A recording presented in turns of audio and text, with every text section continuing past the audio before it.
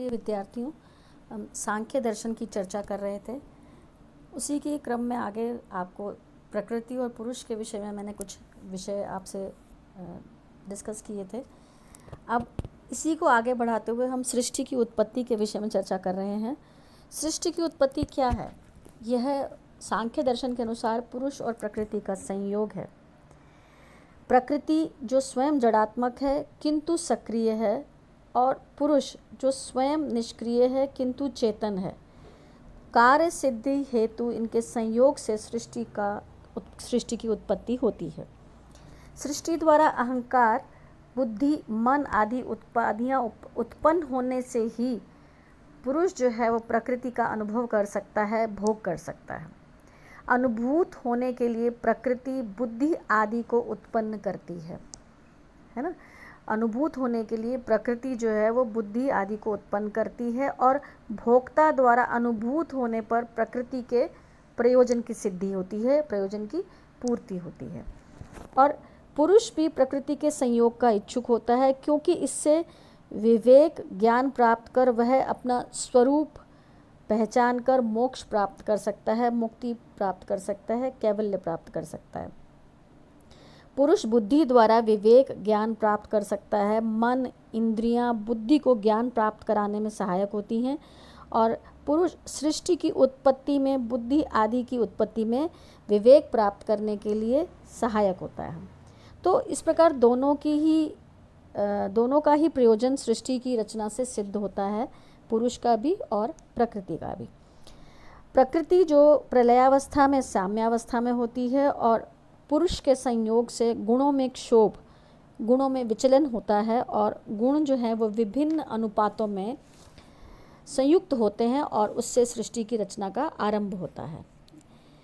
सृष्टि रचना प्रथम पदार्थ जो है, सृष्टि रचना की प्रक्रिया में जो प्रथम पदार्थ उत्पन्न होता है वो है महत।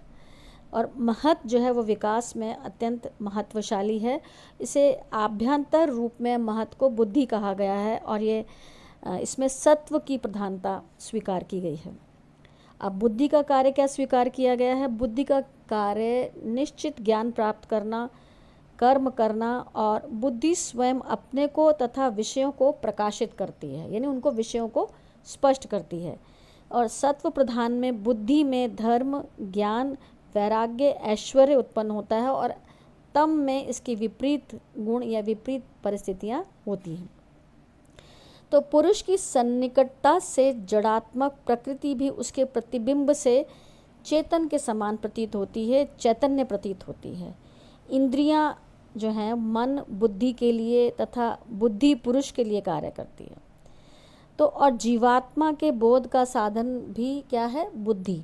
तो बुद्धि इस प्रकार जीवात्मा के बोध का साधन, उसका माध्यम बनती है, और इंद्रियां जो है और मन वो बुद्धि के लिए कार्य करते हैं, और बुद्धि जो है वो पुरुष के लिए कार्य करती है। तो इस प्रकार ये एक प्रक्रिया चलती है। सुख दुख आदि का अनुभव बुद्धि में होता है, लेकिन पुरुष अज्ञानवश इन्हें अपना अनुभव मानता है, और बुद्धि से पुरुष और प्रकृति का अंतर ज्ञात होता है। बुद्धि से ही पुरुष स्वयं को प्रकृति से निम्न और स्वतंत्र समझता है, यथार्थ रूप अपना जान लेता है। और महत के बाद जो पदार्थ उत्पन्न होता है वह है अहंकार। अहंकार बुद्धि में विद्यमान रजोगुण से उत्पन्न होता है। अहंकार में सात्विक गुण की प्रधानता होने पर 5 कर्मेंद्रियां, 5 ज्ञानेंद्रियां व मन, इन 11 की उत्पत्ति होती है। इन 11 तत्वों की उत्पत्ति मानी गई है। और ये जो 5 ज्ञानेंद्रियां हैं, नेत्र, कर्ण, नासिका आदि, इन्हें रूप, शब्द, गंध, रस और स्पर्श के रूप में ज्ञान का साधन माना गया है। और मुख, हाथ, पैर आदि जो हैं कर्मेंद्रियां, वो 5 कर्मेंद्रियां हैं। मन जो है वो उसे आभ्यंतरिक इंद्रिय माना है, यानी आंतरिक इंद्रिय माना है। और कर्म जो कर्मेंद्रियों की प्रवृत्ति में सहायक है होने के कारण उभयेंद्रिय भी कहा गया है। तो वर्तमान, भूत और भविष्य से संबद्ध होने के कारण अंतःकरण मन, बुद्धि, अहंकार के रूप में स्वीकार किया गया है। और बाहरीकरण जो है बाह्यकरण किसे माना गया है? 5 ज्ञान और 5 कर्मेंद्रियों को। तो ये 5 ज्ञानेंद्रियां, 5 कर्मेंद्रियां प्लस 3 मन बुद्धि अहंकार, इनको त्रयोदश करण कहा गया है। 13 हो गए, 5 और 5 10 और 3 13, तो इस प्रकार त्रयोदश करण कहा गया है। और तामस अहंकार से 5 तन्मात्र उत्पन्न होते हैं। तन्मात्र क्या है? सूक्ष्म तत्व। अति सूक्ष्म होने से ये केवल अनुमान द्वारा ज्ञेय हैं, साधारण प्रत्यक्ष द्वारा नहीं। योगियों द्वारा ज्ञेय प्रत्यक्ष जो है वो संभव है। तो शब्द, स्पर्श, गंध, रूप, रस के तन्मात्रों के रूप में इनकी चर्चा की जाती है। तो इस प्रकार 5 तन्मात्रों में से 5 महाभूत पृथ्वी, जल, गगन, अग्नि और वायु, यानी जल, थल, पावक, गगन और समीर, जिसको कि पंच महाभूत कहा गया है। शब्द तन्मात्र जो है वो क्या है? वायु, स्पर्श और शब्द। रूप जो है वो शब्द, स्पर्श, रूप और शब्द जो है वो स्पर्श के गुण हैं। रस का क्या गुण है? शब्द और रूप, ये जल है।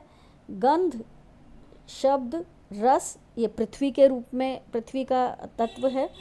और इस प्रकार ये जो 5 महत हैं या महाभूत हैं, अव्यक्त का व्यक्तिकरण, जैसे कल भी हमने बात की थी, अव्यक्त का व्यक्तिकरण जो है वो सांख्य के अनुसार सृष्टि है, और व्यक्त का अव्यक्तिकरण प्रलय की अवस्था हो जाती है। तो इस प्रकार ये सृष्टि का क्रम जो है सांख्य के अनुसार इस प्रकार से स्पष्ट किया गया है। इसके बाद हम जो अगले वीडियो में बंधन, मोक्ष और सांख्य के सत्कार्यवाद की चर्चा करेंगे। आशा है इससे आपको लाभ मिलेगा। धन्यवाद।